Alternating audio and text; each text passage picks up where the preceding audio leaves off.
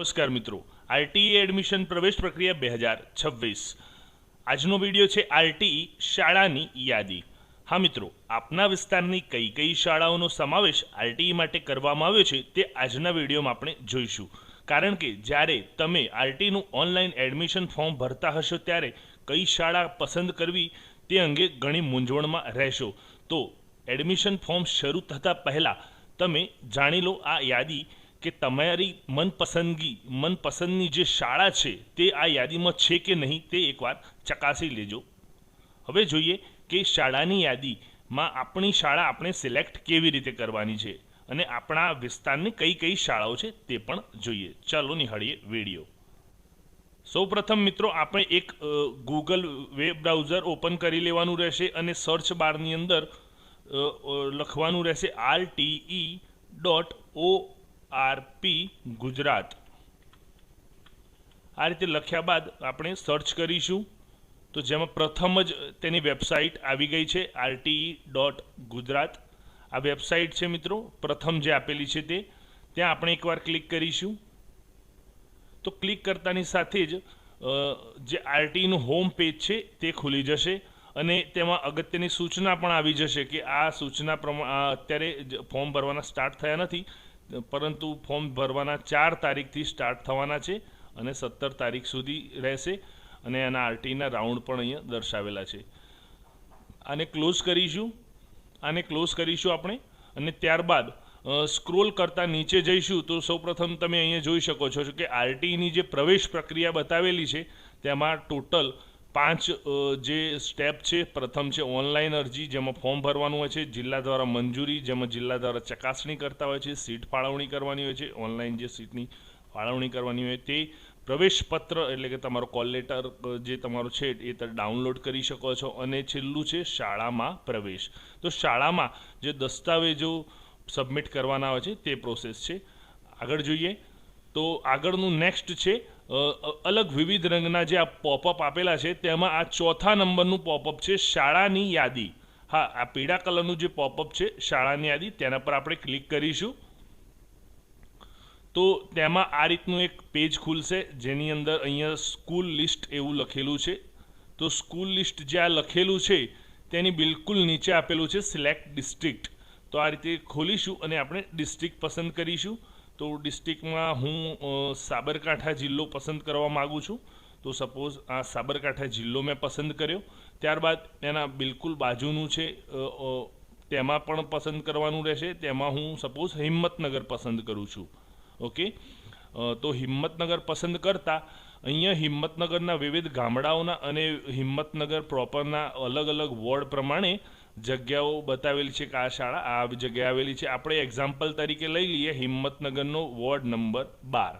તો અહીંયા હિંમતનગરનો ward number 12 select કરીશ હું અને અહીંયા એક ઓપ્શન પણ આપેલો છે ડાયસ કોડ અથવા નામથી પણ તમે સર્ચ કરી શકો છો, પણ હાલ આપણે વોર્ડ દ્વારા સર્ચ કરીશું। તો સર્ચનો ઓપ્શન દબાવતાની સાથે જ પ્રોસેસ થશે અને ત્યાં બતાવે છે કે ટોટલ 3 સ્કૂલો આવેલી છે સાબરકાંઠાના હિંમતનગરમાં અને હિંમતનગરના 12 નંબરના વોર્ડની અંદર ટોટલ 3 સ્કૂલ છે। એક તો છે જીજે પટેલ પ્રાઇમરી સ્કૂલ વિદ્યાનગરી ખાતે, પછી બીજી છે સિલ્વર ગ્રીન ઇંગ્લિશ સ્કૂલ અને ત્રીજી છે નવજીવન વિદ્યાલય। તો મિત્રો આ પ્રમાણે 3 સ્કૂલો આવી ગઈ। તો આ પ્રમાણે તમે એડવાન્સમાં ચેક કરી શકો છો। જેમ કે હું લેવા માગું છું સિલ્વર ગ્રીન ઇંગ્લિશ સ્કૂલમાં એડમિશન, તો ત્યાંનું એડ્રેસ શું છે, તે કયા વોર્ડમાં આવેલી છે, બરાબર। આ તમામ ડિટેલ્સ તમને અહીં લોકેશન પણ આપેલું છે, લોકેશન સાથે તમને આ મળવાપાત્ર છે। તો આ રીતે તમે પસંદ કરી જે તે જગ્યાની જે તે શાળાઓ। આમાં તમે અહીંયા સાબરકાંઠા જિલ્લો જ્યાં પસંદ કર્યો ત્યાં તમામ જિલ્લાઓ આપેલા છે। તો તમે એ જિલ્લાઓ પ્રમાણે અમદાવાદનું રૂરલમાં હોય કે અર્બનમાં હોય, સિટીમાં હોય, એ બધી જ ડિટેલ અહીંયા આપેલી છે। તો એ પ્રમાણે તમે અહીંયાથી જે તે જિલ્લો સિલેક્ટ કરી ત્યાંથી તાલુકાઓ સિલેક્ટ કરવાનું છે અને ત્યાંથી તેના વોર્ડ નંબરને એ પ્રમાણે તમારે સિલેક્ટ કરવાનું હોતું હોય છે।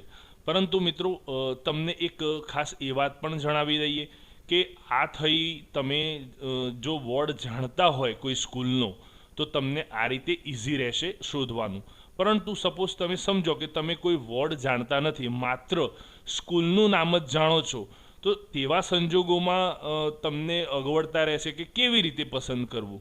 તો આપણે અહીંયા જે બધા જિલ્લા કે સ્થળ કે હિંમતનગર વોર્ડ 12 કે એ બધું સિલેક્ટ કર્યું, એ બધું આપણે ડિસિલેક્ટ કરી દઈશું. હાલ બધું ક્લિયર કરી દઈશું અહીંયા એકવાર ફરીથી. અને અહીંયા જે ડાયસ કોડ અને નામ આપેલું છે, બરાબર, ડાયસ કોડ અને નામ, તો ત્યાં આપણે મિત્રો એક સર્ચ કરીએ કે જેમ કે હું એક્ઝામ્પલ લઉં છું કે ગ્લોબસ સ્કૂલ. તો ગ્લોબસ સ્કૂલમાં મારે એડમિશન લેવું છે, પણ ગ્લોબસ સ્કૂલ મને મળતી નથી. તો અહીંયા આપણે કેપિટલ લેટરની અંદર જ સર્ચ કરવાનું છે. જેમ કે હું અહીંયા સર્ચ કરીશ, મેં અગાઉથી સર્ચ કરેલું હતું એટલે અહીંયા લખેલું આવી ગયું છે, પણ આપણે ફરીથી લખવું હોય તો ગ્લોબસનો સ્પેલિંગ આપણે લખીશું BUS, ગ્લોબસ. આ રીતે માત્ર શોર્ટમાં જ આપણે ગ્લોબસ લખ્યું છે. હવે શું કરીશું, અહીંયા સર્ચ બારમાં જ સર્ચનું જે બટન છે તેને દબાવીશું, તો ડાયરેક્ટ ગ્લોબસ નામની જેટલી પણ સ્કૂલો હશે તે તમામ સ્કૂલો તમારા ડેશબોર્ડ ઉપર દેખાડશે. અહીંયા ટોટલ 2 સ્કૂલો છે. એક ગ્લોબસ ઇંગ્લિશ સ્કૂલ જે આવેલી છે ગોઝારિયા, અને એક બીજી છે ગ્લોબસ પ્રાઇમરી સ્કૂલ જે આવેલી છે નવા, અને જે સાબરકાંઠા જિલ્લામાં, પેલી છે મહેસાણા જિલ્લામાં, અને એના લોકેશન પણ આપેલા છે. જો સપોઝ આ પેજ પર ના હોય તો તમે નેક્સ્ટ પેજ ઉપર પણ જઈ શકો છો, અને નેક્સ્ટ પેજ ઉપર પણ જે તે સ્કૂલ જોઈ શકો છો, અને ત્યાંથી તમે સિલેક્ટ કરી શકશો. તો આ રીતે મિત્રો તમારા બાળકો માટે જે સ્કૂલનું લિસ્ટ છે, જે સ્કૂલની યાદી છે, આ રીતે એડવાન્સમાં જોઈ લેશો.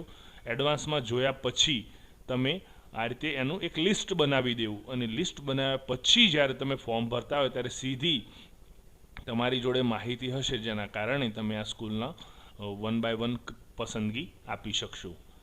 તો આ થઈ સ્કૂલની લિસ્ટની વાત, એટલે કે સ્કૂલ યાદીની વાત થઈ. તો મિત્રો, આજનો વિડીયો આપને પસંદ પડ્યો હોય તો જરૂરથી લાઈક કરશો, અને ચેનલને સબસ્ક્રાઈબ કરવાનું ભૂલશો નહીં, અને જોડાયેલા રહો અમારી ચેનલ સાથે, કારણ કે આરટીઈને લગતા તમામ વિડીયો આપણે સ્ટેપ બાય સ્ટેપ મૂકવાના છીએ. ધન્યવાદ મિત્રો.